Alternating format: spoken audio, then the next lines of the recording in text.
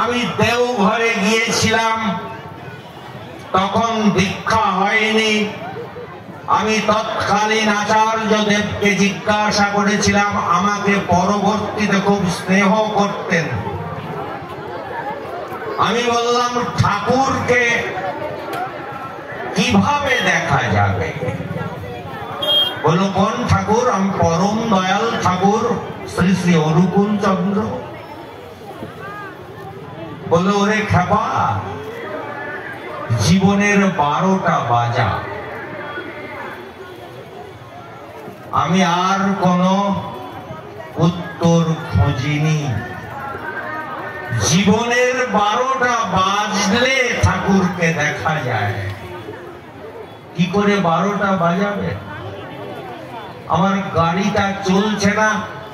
মিস্ত্রি বলল, গাড়ির 12টা বেজেছে, মানে গাড়ি খারাপ। মাইক যদি না চলে, আমরা বলি মাইকের 12টা বেজে গেছে। জীবনের 12টা কি করে বাজাবে? ওমা, জীবন একটা ঘড়ি, মন আমার দেহ ঘড়ি সন্ধান করি কোন মিস্ত্রি বানায়েছে। একবার চাবি মেরে দিছে ছেড়ে, জনম ভরে চলতে আছে। এই দেহ ঘড়ি মা, এই জীবন ঘড়ি যদি 12টা বাজাতে পারেন, 12টার সময় দুটো কাঁটা এক জায়গায় থাকে। বড় দেওয়াল ঘড়িতে তাকিয়ে দেখবেন দুটো কাঁটা কিভাবে মিশে গিয়েছে। একটা কাঁটা দেখতে পাচ্ছেন, দুটো মিশছে। কি করে মেশে আপনাদের বলে দেই। হু আর ইউ? সখী জিজ্ঞাসা করেছিল, আমি তুমি। ও বলেছিল, তুমি আমি। আমার অন্তরে ঠাকুর আছেন। আমাদের দুটো কাঁটা, একটা আমার কাঁটা আর একটা ঠাকুরের কাঁটা। যদি জীবনের 12টা বাজাতে পারেন, আপনি ঠাকুর, ঠাকুর আপনি, সে আমি, আমি সে। পারবেন 12টা বাজা? পারবেন না মা। সিরাজুল ইসলাম চেষ্টা করছে, সত্যি সত্যি তার জীবনের 12টা বাজাবে। কি করে বাজাবে না মা? মৌমাছি ফুল ছাড়া কোথাও বসে না, মাছি নর্দমায় বসে। ঠাকুর কোথায় বসে জানেন? ঠাকুর বসে ফুলে। কোন ফুলে ঠাকুর বসেন? যে ফুলে মধু আছে, প্লাস্টিকের ফুলে নয়। আপনার হৃদয় পাত্র যদি ভক্তিতে পূর্ণ থাকে, ভক্ত ভক্তি রস পাত্র। ভগবানের একমাত্র লোভনীয় বস্তু হলো ভক্তি। ভক্তি ছাড়া ভগবান কিছুই খান না। ও ঠাকুরকে কত ফল, কত উপাচার দিয়ে আপনি পুজো করছেন, কিছুই খান না আমার ঠাকুর। সবগুলো কখন নেন? যদি নিম পাতা দেন, বিচুটি পাতা দেন, ঠাকুর নিয়ে নেবে। কিসে নেবে জানেন? যদি ওদের ভক্তি থাকে, ভক্তির লোভে ঠাকুর সব কিছু নেয়। হৃদয়টাকে শূন্য করুন। আপনার জীবন তো বাঁশি। জানেন কে বাঁশি বাজায়? ফু বলে আমি বাজাই, বাতাস বলে আমি। বাঁশি বলে কে বাজায়, মোরে মোরা কেহ নাহি জানি। বাঁশি বলছে আমাকে কে বাজায়, আমি তো জানি না।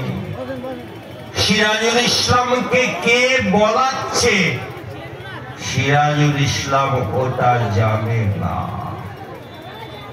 আমাকে যখন ফোন করেছিল আমি ভেবেছিলাম জীবনটাকে বাঁশি করব, বাঁশি করে মাইকের সামনে দাঁড়াবো।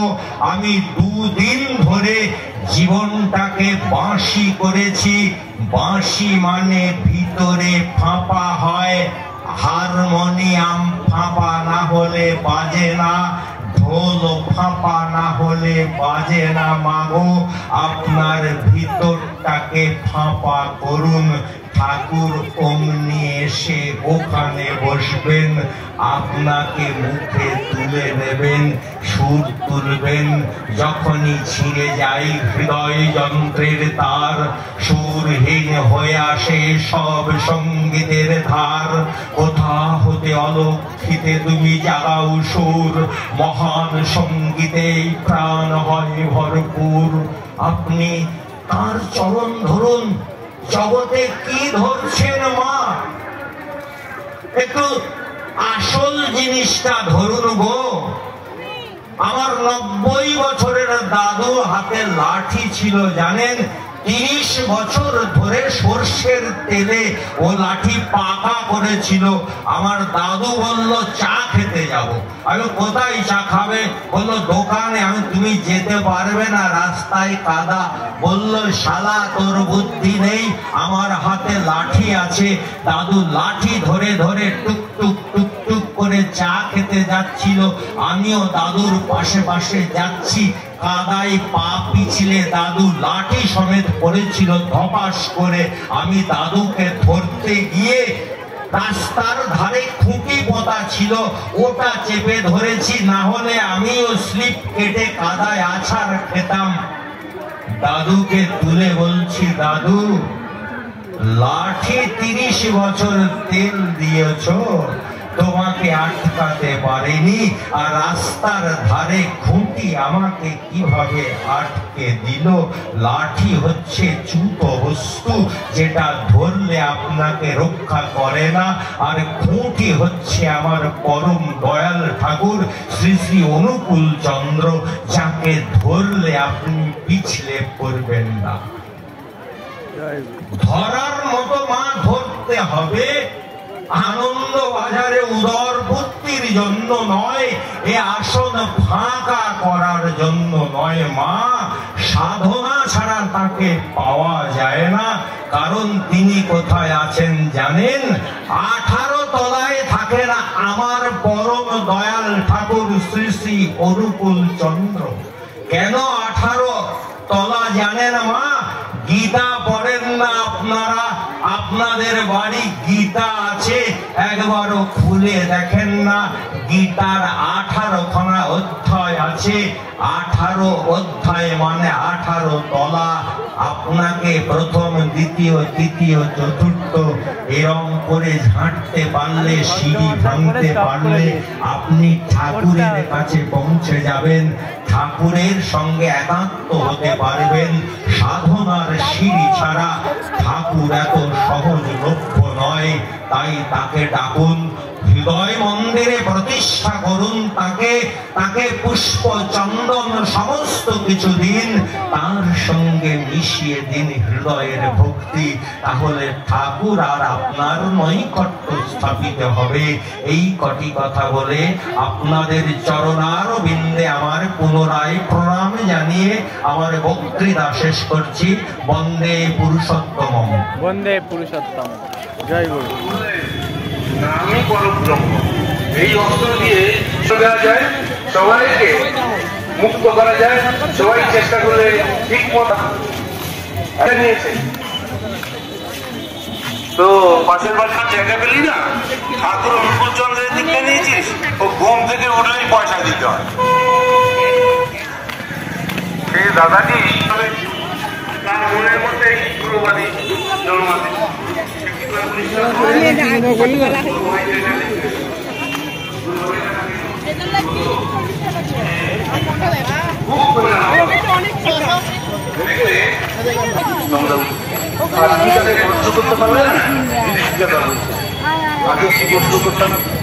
যে তোমার হাতে রুমদারিতে এই চাটা বউ বানিয়ে এসে দিল, তার জন্য পয়সা খরচ হলো না।